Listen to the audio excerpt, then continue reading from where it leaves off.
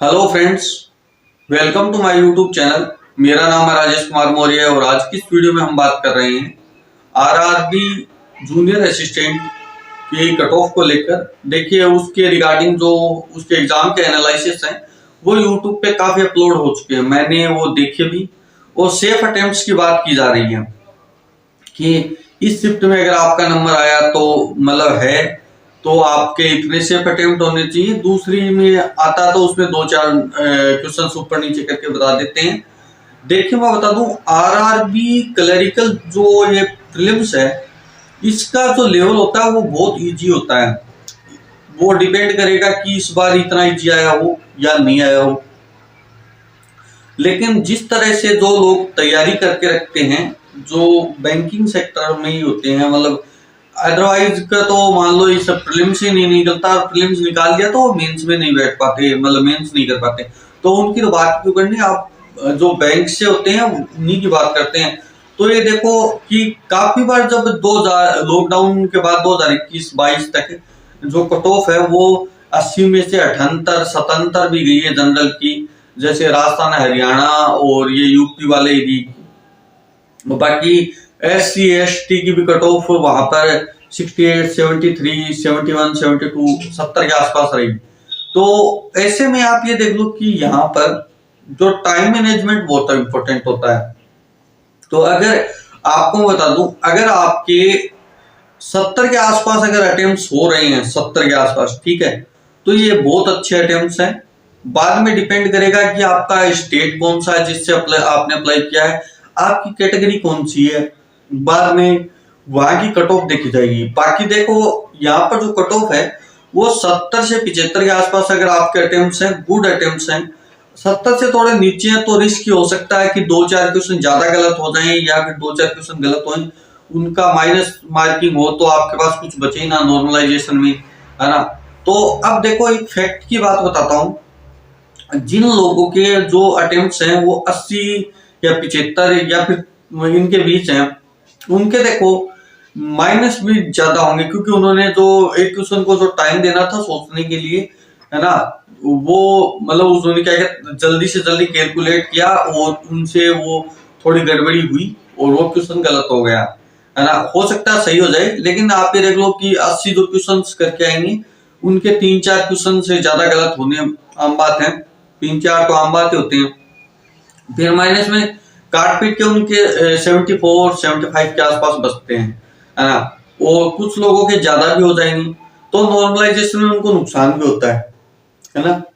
बाकी जो जिन लोगों के 65 70 या 71 72 तक वो करके आए हैं, उन्होंने अपना जो भी मतलब जल्दबाजी नहीं की, अपना क्वेश्चंस को जो भी टाइम देना था वो दिया और आराम से करते करते करते करते वो 72 71 70 तक पहुंच गई। अब उनको जब नॉर्मलाइजेशन होगा तो उनकी एक्यूरेसी 100% है। तो जो 2-3 नंबर नॉर्मलाइजेशन में बढ़ने हैं वो उनके बढ़ेंगे जिनकी 100% एक्यूरेसी है, और जिनकी 90 के आसपास है हो सकता है उनके घट जाएं।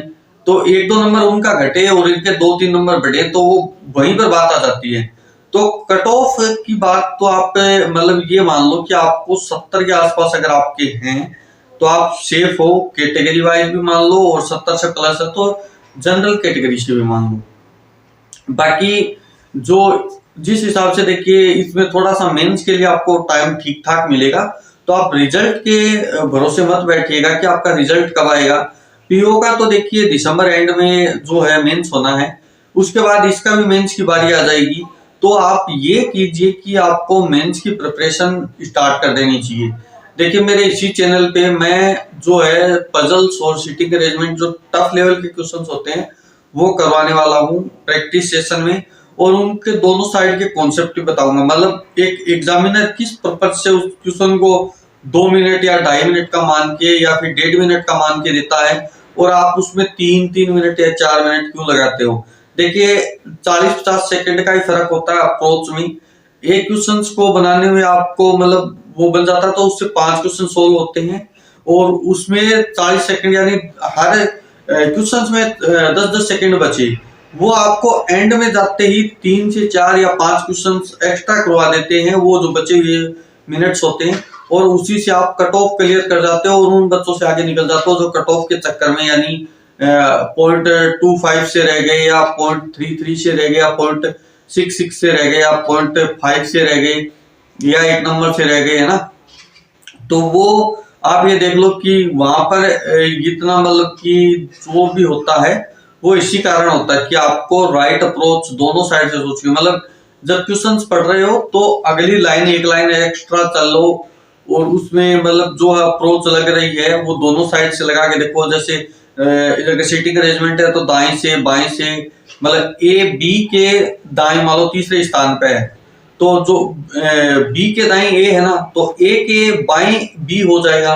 तो ऐसे दोनों साइड से आप जब सोच के देखते हो तो उसमें जैसे अगली लाइन होती है कि सी और जी है वो ए का पड़ोसी नहीं है या बी का पड़ोसी नहीं है, तो वो लाइन वहां पर सेट नहीं होती, तो आपको तुरंत ध्यान में आ जाता है कि नहीं ये यहाँ नहीं बैठेगा यहाँ बैठेगा, तो उससे आंसर थोड़ा जल्दी हो जाता है ना। तो मेरी इन्फॉर्मेशन अगर आपको पसंद आ रही है तो वीडियो देखने के लिए धन्यवाद। मिलता हूँ अगले वीडियो में। बाकी कट ऑफ पर मैं एक सेपरेट वीडियो जरूर बनाऊंगा, है ना, जिसमें हर स्टेट और हर कैटेगरी की मैं बात करूंगा, है ना। तो आप चैनल को सब्सक्राइब और वीडियो को लाइक जरूर कर दीजिए।